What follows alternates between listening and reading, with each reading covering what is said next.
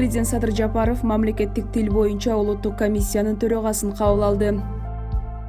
Өлкөдө бир суткада 1485 адамдан COVID-19 табылып, 10 бейтап каза болду. Кыргыз-тажик жаңжалында жабыркагандар салыктан бошотулду. Кыргызстанда эмгек мигранттары үчүн сайт ачылды.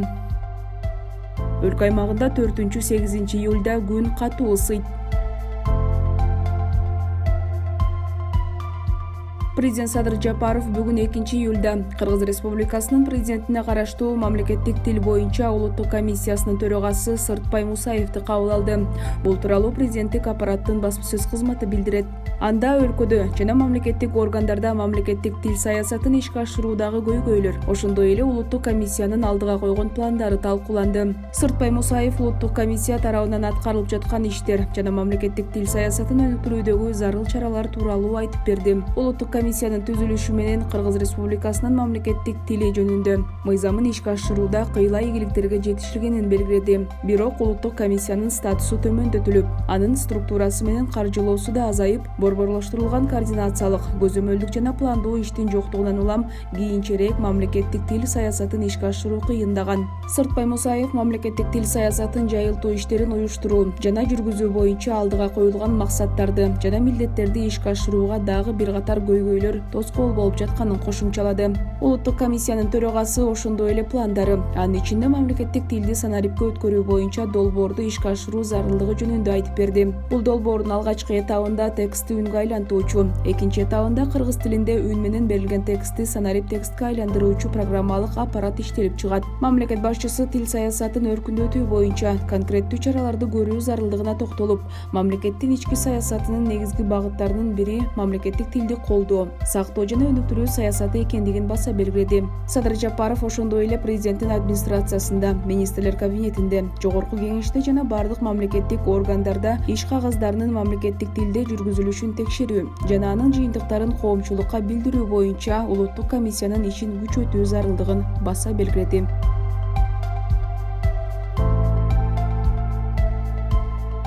Кыргызстанда 2 июлга карата коронавирус дагы 1485 адамдан аныкталды. Бул тууралуу саламаттык сактоо жана социалдык өнүктүрүү министрлигинен билдиришти. Маалыматка караганда анын ичинде Бишкек шаарында 923, Ош шаарында 33, Чүй облусунда 165, Ош облусунда 109, Талас облусунда 22, Нарын облусунда 24, Ысык көл облусунда 38, Жалал Абад облусунда 91, Баткен облусунда 80 адамдан илдет табылган. Ал эми бир сутка ичинде 571 адам илдет сакайды. Анын ичинде Бишкек шаарында 264, Ош шаарында 76, Чүй облусунда 70, Ош облусунда 68, Талас облусунда 7, Нарын облусунда 5, Ысык көл облусунда 9, Жалал Абад облусунда 46, Баткен облусунда 26 адам сакайды. Сутка ичинде COVID-19 илдетинен Бишкек шаарында 6, Жалал Абад облусунда 1, Талас облусунда 1, Баткен облусунда 2 бейтап каза болду. Бүгүнкү күндө стационарларда коронавирустан 3691 бейтап, амбулатордук түрдө 9815 адам дарыланууда.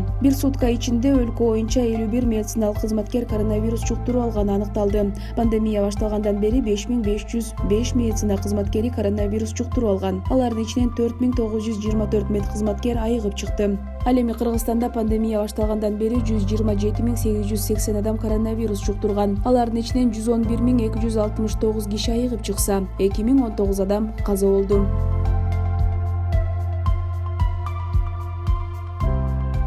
Кыргызстанда эмгек мигранттары үчүн www.migrant.kg сайты ишке киргизилди. Бул тууралуу Тышкы иштер министрлигинен кабарлашты. Сайттан төмөнкү кызматтарды пайдаланууга болот. Россиянын федералдык миграциялык кызматынын кара тизмесинен өзүңүздүн бар же жок экениңизди текшере аласыз. Тимдин 1899 байланыш телефону аркылуу иштеген операторлор менен байланышып, коопсуз миграция тууралуу консультация алса болот. Ошол эле учурда адам сатуу сыяктуу кооптуу кырдаалга туш болгондор жардам ала алат. Операторлор WhatsApp, Telegram жана башка мессенджерлер же телефон аркылуу жооп беришет.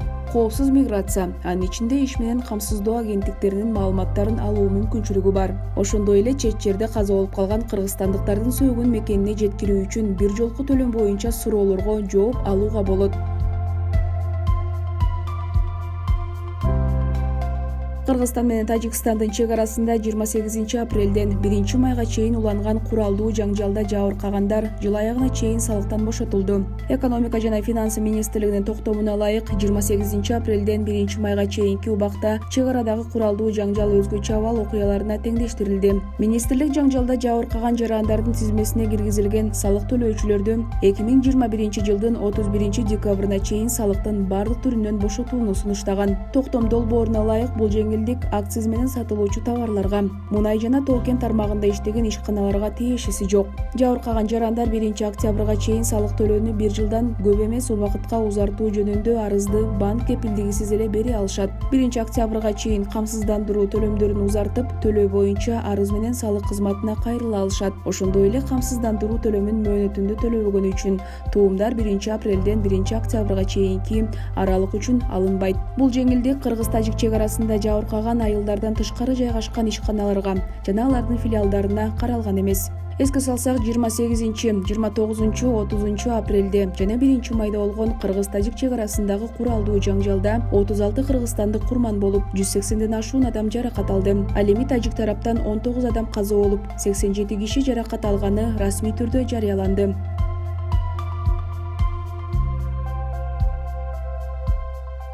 Португалиялык футболчу Криштиану Роналдонун Instagram баракчасы жарнама жайгаштыруу үчүн эң кымбат деп табылды. Бул тууралуу чет элдик басылмалар жазып чыгышты. Маалыматка караганда, бир пост үчүн италиялык Ювентустун чабуулчусу орто эсеп менен $1 миллион 600 000 киреше табат. Экинчи орунда 250 миллион катталуучусу бар америкалык актер Дуэйн Джонсондун аккаунту турат. Ал баракчасына бир пост чыгаруу үчүн жарнамачыларга $1 миллион 52 000 төлөшөт.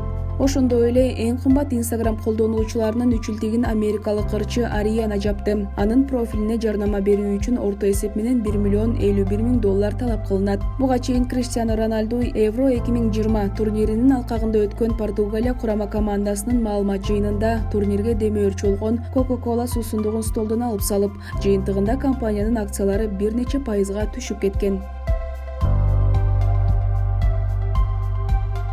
Кыргызстандын аймагында 4-июлдан 8-июлга чейин абанын температурасы жогорулап, аномалдык ысык болушу мүмкүн. Бул тууралуу Кыргыз гидромет кызматы билдирди. Абанын күндүзгү температурасы 4-июлдан 6-июлга чейин Чүй, Ош, Жалал Абад, Баткен областарында +38–+40 градуска, Талас өрөөнүндө +36–+38 градуска жетет. 7-8 Чүй өрөөнүндө Ош, Жалал Абад, Баткен областарында +39–41, Талас өрөөнүндө +37–39 градуска жетиши Мындай ысык аба ырайында ачык күндүн астында көпкө жүрүү сунушталбайт. Сак болуңуздар.